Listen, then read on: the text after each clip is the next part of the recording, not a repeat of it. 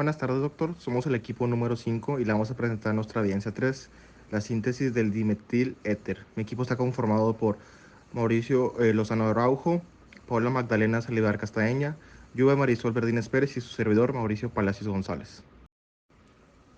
Continuamos con nuestra tabla de contenido que está conformada por introducción, las rutas de nuestra reacción, el diagrama base de nuestro proceso elegido y nuestra conclusión.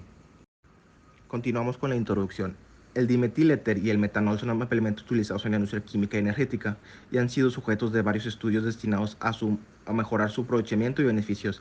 El dimetiléter, siendo el éter más básico, está compuesto por dos grupos metilo enlazados a un átomo de oxígeno. Es un gas incoloro y altamente inflamable. Continuamos con la ruta de reacción para la producción de dimetiléter a partir del gas del síntesis. La formación directa de dimetiléter implica una sola etapa de reacción utilizando gas de síntesis, obtenido a partir del monóxido de carbono e hidrógeno.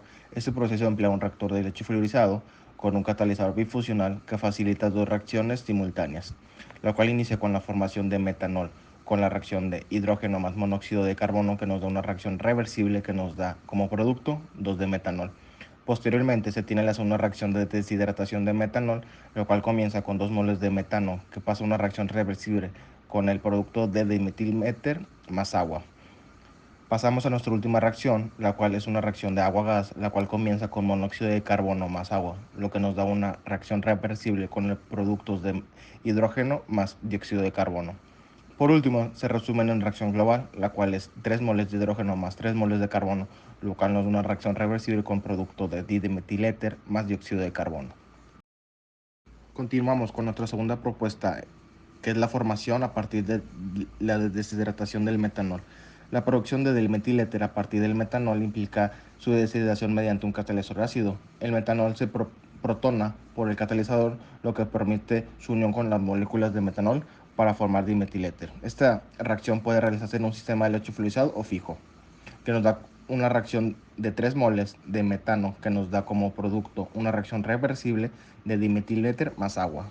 Esta vía consiste en la producción directa del DME a partir del gas de síntesis en un reactor catalítico en el que tienen lugar las reacciones de formación de metanol y DME.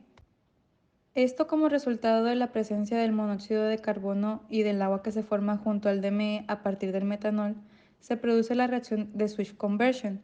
Una vez que se produce la reacción, la corriente de salida del reactor contiene metanol, DME, gas de síntesis no reaccionado y metanol no convertido proveniente de la reacción de gas de síntesis. Esta corriente es introducida en una columna de absorción de agua y los gases que salen por la cabeza se separan posteriormente. El metanol es llevado junto al CO2 a un quemador y el gas de síntesis se recircula. La corriente del fondo de la torre de absorción, compuesta por agua, DME y metanol, es llevada a una primera columna de destilación donde se obtiene por cabeza el DME y finalmente en la corriente de fondo, compuesta de agua y metanol, se lleva a una segunda columna de destilación. Para la segunda opción, que es por deshidratación de metanol, la alimentación es llevada directamente al reactor, llevándose posteriormente a cabo la purificación del producto deseado y la separación del metanol no reaccionado para su recirculación. Al igual que en el caso anterior, son necesarias 3 columnas de separación para obtener la corriente de DME con la pureza necesaria y la corriente de metanol para su recirculación a la entrada del reactor, la cual al finalizar tiene un 80% de conversión y una T media de mayor a 300 Kelvin. Ahora bien, las razones por las que elegimos este proceso es porque se consigue una mayor conversión sin sobrepasar la temperatura límite. Asimismo, los costos disminuirían al reducir los cambios de temperatura altos, evitando la compra de equipos adicionales para llegar a los requerimientos y su respectivo combustible.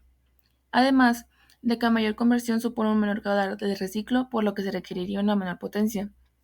Referente al impacto ambiental, el nuevo proceso reduce el caudal residual, siendo la concentración de metanol en este prácticamente nula, ya que la conversión aumenta, en comparación con el proceso convencional, que supone un efluente residual con caudal y concentración superiores al proceso modificado.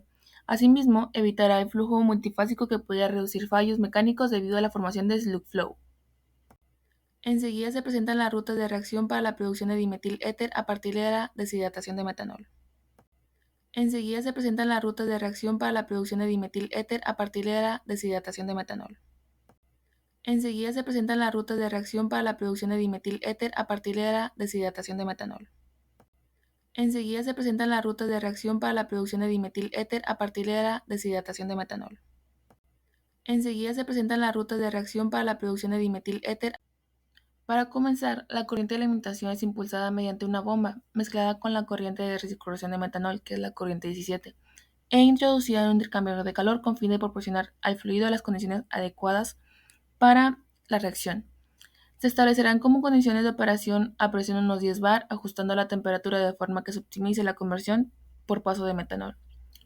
Se opta por la utilización de un tren de varios reactores adiabáticos en serie con refrigeración intermedia, de forma que se consiga una buena conversión de metanol, manteniéndose dentro del rango de temperaturas límite y con la menor cantidad de catalizador posible.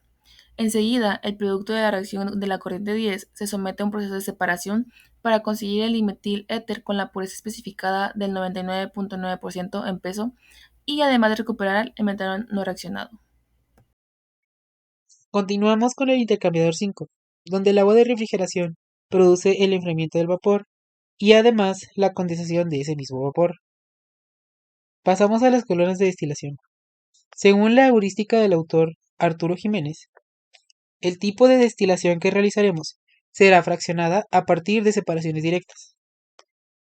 Asimismo, reduciremos la carga de separación mediante la división y el mezclado de corriente con el objetivo de disminuir costos energéticos.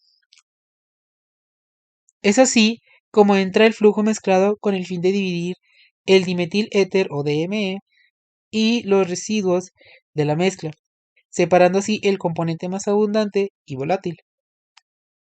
Continuamos con la separación del acetaldehído y acetona de la mezcla a una temperatura de 148 grados centígrados en la alimentación, ya que tienen el punto de ebullición más cercano y se consideran residuos. Y por último, terminaremos con la separación de metanol no reaccionado para su recirculación y la mezcla de agua con ácido acético. Por último, como conclusión tenemos que se cumple el objetivo de analizar un tren de reacción y separación para la síntesis de dimetil éter y pues tomando en consideración el análisis del método propuesto, este es más eficiente en términos de conversión y económico. Sin embargo, se deben de cubrir las necesidades del cliente, puesto que pueden requerir conversiones más altas o un menor uso de recursos energéticos. Es necesario operar los reactores a las condiciones necesarias para tener una conversión alta, de igual forma a las columnas de destilación para una pureza alta.